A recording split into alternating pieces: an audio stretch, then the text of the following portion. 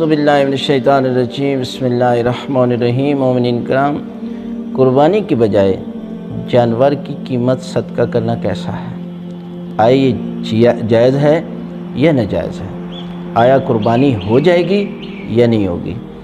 तो जानवर की बजाय अगर आपके अंदर इस्तिताअत नहीं है, ताकत नहीं है जानवर ख़रीदने की, तो आप जानवर की कीमत से कम भी, जितनी आपके अंदर इस्तिताअत है, ताकत है, आप सदका देते हैं, तो ये सदका जो है वो परवरदिगार इस सदक़े को कुर्बानी में कबूल फरमाएगा।